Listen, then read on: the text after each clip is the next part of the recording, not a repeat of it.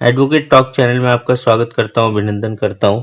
आज का बेहतरीन सवाल पति पत्नी के झगड़े से संबंधित है। और क्योंकि पति पत्नी के झगड़े से संबंधित है तो लगभग सभी पति पत्नी से भी संबंधित है, यानी जो कोई भी शादी किए हुए हैं या कर चुके हैं उन सब से संबंधित है। और जो नहीं कर पाए हैं उनको भी शिक्षा देगा और उनको भी समझ देगा कि किस तरीके से पत्नी और पति आपस में लड़ते झगड़ते भी खुश रह सकते हैं, अच्छे से रह सकते हैं। तो जनाब, जैसे प्रकृति में कुछ भी होता है तो उसके पीछे कुछ ना कुछ वजह हमेशा जरूर होती है। इसी तरह झगड़ा भी किसी न किसी वजह से होता है। आमतौर पे वजह आपसी मनमुटाव, आपसी ईगो का टकराना, एक दूसरे की बातों को न समझना, एक दूसरे को सही से अंडरस्टैंड न करना, एक दूसरे के ऊपर हावी होने की कोशिश करना, एक दूसरे को अपनी बात मनवाने के लिए मजबूर करना, दूसरे की प्राइवेसी के अंदर घुसने से भी झगड़े उत्पन्न होते हैं।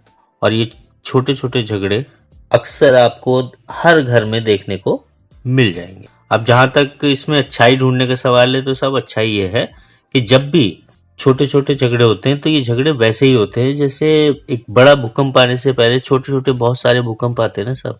इसी तरीके से आपके ये जो छोटे छोटे झगड़े हैं ये एक बड़े झगड़े को बनने से या होने देने से रोक देते हैं। अगर ये छोटे मोटे झगड़े ना हो और बहुत समय तक शांति बनी रहे तो ये बात आप लिख लीजिए, किसी न किसी दिन वो उस घर में अगर ये छोटे छोटे झगड़े ना हो और एक लंबे समय तक शांति बनी रहे तो अचानक से किसी दिन आपके घर में या पति पत्नी के बीच में इतना भयंकर झगड़ा होगा कि वो एक बड़े भूकंप से कहीं से भी किसी भी रूप में कम नहीं होगा साहब। तो इसलिए छोटे छोटे झगड़े होते रहने चाहिए। आप मेरी बात से सहमत या असहमत होने का प्रयास करें इससे पहले मैं आपको बता दूं, क्योंकि वकील हैं तो साहब हर चीज को तर्क पे तोलते हैं। और तर्क पे तोलने का मतलब यह है कि जो चीज तर्क से सही है वो वकील के लिए भी सही है, और अगर तर्क से गलत है तो वो चीज वकील के लिए गलत है। अब आप पूछेंगे कि इसके अंदर वकील साहब तर्क बताइए क्या है कि लड़ाई झगड़ा क्यों फायदेमंद होता है। तो जनाब, इसके लिए मैं आपको एक उदाहरण देना चाहूंगा। आप आजादी की लड़ाई को देखिए। हम भारतीय अंग्रेजों से लड़े तो क्या हुआ, आखिर में परेशान होके अंग्रेजों ने हमें आजादी दी। अगर लड़ाई ही ना हुई होती तो क्या हमें आजादी मिलती? नहीं मिलती ना साहब। लड़ाई दरअसल कई बार गलत बातों का विरोध करने के लिए भी की जाती है। वो विरोध हो सकता है सफल ना हो सकता है आपकी पत्नी के आगे आपका विरोध पूरी तरह से दबा दिया जाए, कुचल दिया जाए, तो कोई बात नहीं ना साहब। आजादी के समय पे भी बहुत से आंदोलनों को कुचला गया है, मगर क्या उसके बाद भी आजादी की मांग खत्म हुई? नहीं ना। अंग्रेज ये तो समझ गए कि कम से कम अगर ये जो काम हम करने जा रहे हैं ये काम किसी भारतीय को बर्दाश्त नहीं है। अगर बर्दाश्त होता तो कोई आंदोलन नहीं होता, आंदोलन नहीं होता तो कुचलना नहीं पड़ता।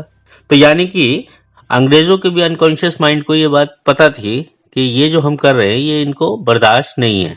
और अगर हम ये आंदोलन ही न करते, यानी कोई लड़ाई ही न करते उनसे, तो उनको तो ये बैठ जाता ना दिमाग में कि साहब कोई लड़ाई झगड़ा नहीं हुआ, कहीं से किसी विरोध के स्वर को नहीं सुना गया। तो इसका मतलब है कि ये बातें जो हम भारतीयों के ऊपर लाद रहे हैं वो सारी की सारी उन्हें मंजूर है। तो ऐसे ही पति और पत्नी के बीच में होता है साहब। आपको कोई गलत बात कही गई पत्नी के तरफ से या आपने अपनी पत्नी को कोई बात कही, ये बात दोनों के ऊपर समान रूप से लागू है। आप चुप रह गए, उस बात पे मौन रह गए, आपने कहा झगड़ा नहीं होना चाहिए, वो बात एस्टेब्लिश हो गई। जो गलती उस समय आपको ये दर्शा के दिखा देनी चाहिए थी कि साहब ये गलती है, इससे हम मुझे विरोध है और इस बात से मेरे को तकलीफ पहुंचती है, खुशी नहीं मिलती, आपने अनजाने में पत्नी को या पति को ये बताया ही नहीं कि इस बात से तकलीफ है और वो बात होने दी सिर्फ इसलिए कि कोई झगड़ा ना हो। अब वो बात क्योंकि आपने होने दी तो वो बात स्टेब्लिश हो गई, पति या पत्नी के अनकॉन्शियस माइंड में बैठ गई कि साहब ये बात से इसको कोई तकलीफ नहीं होती। अब जब तकलीफ ही नहीं होती तो वो बात बार बार दोहराई जाएगी, और जब एक बार वो बात की गई और उसके बाद उसको नहीं रोका गया तो वो धीरे धीरे वो बात बढ़ती जाएगी जब तक आपकी बर्दाश्त की सीमा समाप्त ना हो जाए। अब आप ही ने तो आदत डाल दी साहब गलत बात को सहने की, और फिर अचानक से आपने जब आपकी बर्दाश्त की सीमा समाप्त हो गई उस गलत बात का विरोध किया। तो अब तक तो उस गलत बात ने इतनी जड़ें बना ली हैं दूसरे के दिलो दिमाग में कि वो बर्दाश्त ही नहीं कर सकता आपका पार्टनर कि ये क्यों हो रहा है। अरे पहले तो कई बार होता था साहब, मैं कहती थी साड़ी चाहिए, साड़ी ला के देते थे, मैं बोलती थी ब्यूटी पार्लर जाना, ले जाते थे। मैं के मुझे 1 महीने के लिए जाना है तो ये जाने देते थे।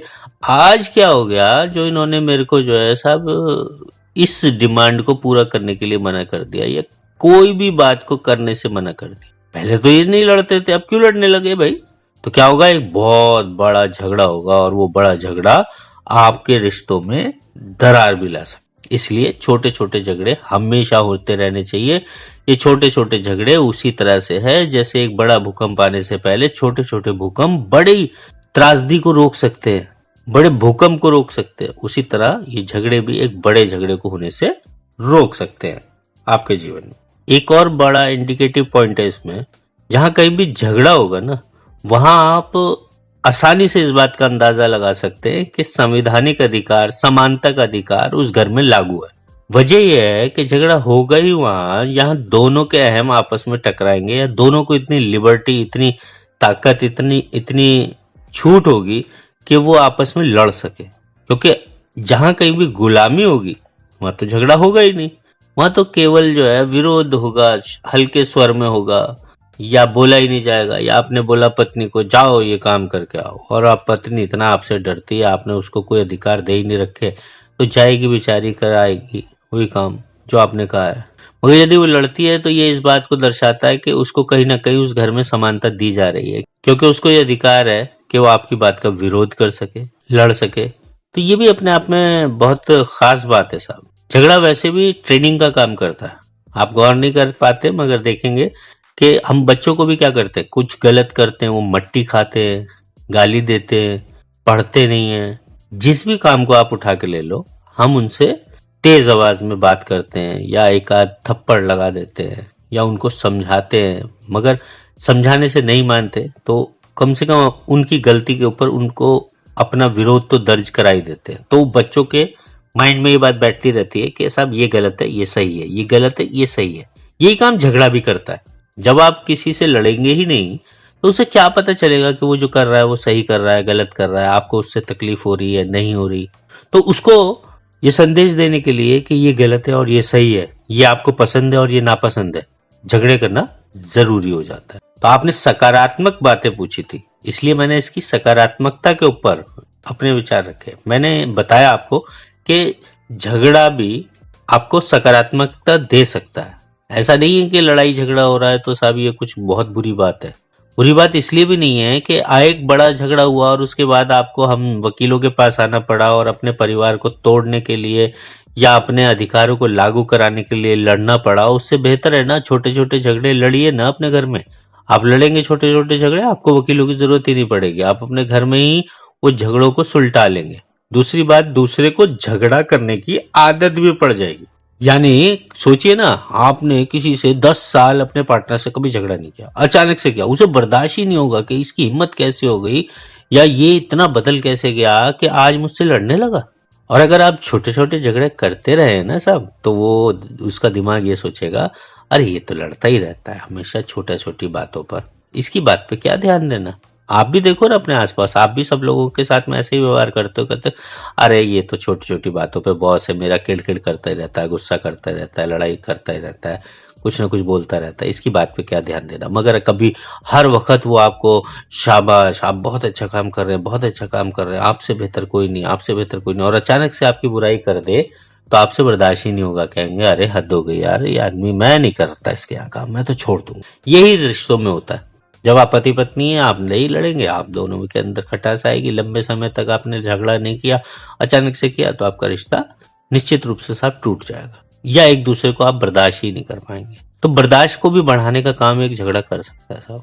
बात उल्टी है, बात समझ से परे कई बार जाती है, मगर आप अगर इसको गौर से, ध्यान से, जैसे मैंने आपको समझाने की कोशिश करी है, उस हिसाब से, उस तरीके से देखने का प्रयास करेंगे तो आपको पता चल जाएगा कि झगड़ा वाकई सकारात्मक परिणाम भी लाता है।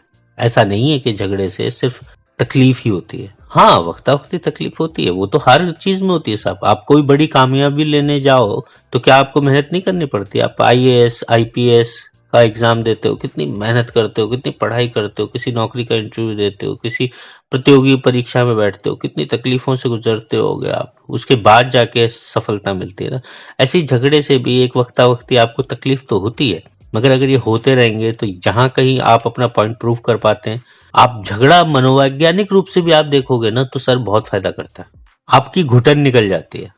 आप देखो कोई पति हो पत्नी हो, अगर उसको लगातार दूसरा पक्ष जो है बोले जा रहा है, खराब बातें बोले जा रहा है, तानाकशी कर रहा है, उसको नीचा दिखाने की कोशिश कर रहा है, उसकी कोई बात नहीं सुनी जा रही उस परिवार में, घर में, तो क्या होगा, आदमी हो या औरत, दोनों में से कोई भी डिप्रेशन में चला जाएगा। अब अगर झगड़े का अधिकार हो गया और झगड़ा हो गया, तो झगड़े में तो साहब कितना दिल खोलते हैं ना हम लोग।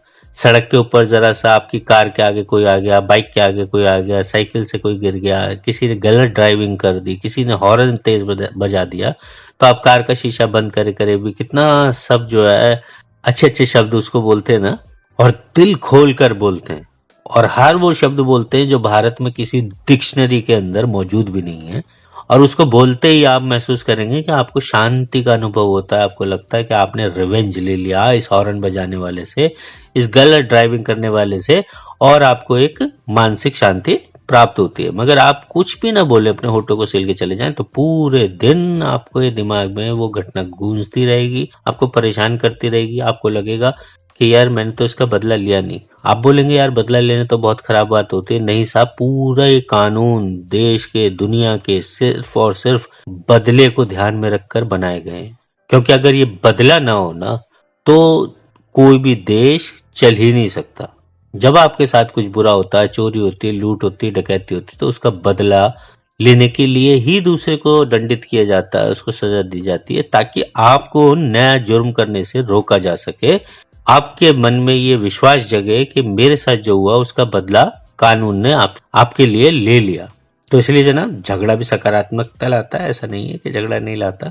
हाँ, मैं आपको लड़ने के लिए प्रेरित नहीं कर रहा, मगर मैं आपको ये केवल समझाना चाह रहा हूँ कि अगर आप किसी भी चीज का, सिक्के का दूसरा पहलू ढूंढने की कोशिश करेंगे तो वहां पर भी आपको कुछ ना कुछ पॉजिटिव जरूर मिलेगा। तो इसलिए जनाब किसी गलत बात पे चुप मत रहिए, थोड़ा थोड़ा लड़िए, इतना, और सभ्यता के साथ लड़िए साहब। झगड़े में वो कड़वाहट मत आने दीजिए कि जो कड़वाहट आपके अच्छे भले घर परिवार को तबाह कर दे। तो उम्मीद है आपके इस बेहतरीन सवाल का जवाब मैंने दे दिया होगा साहब।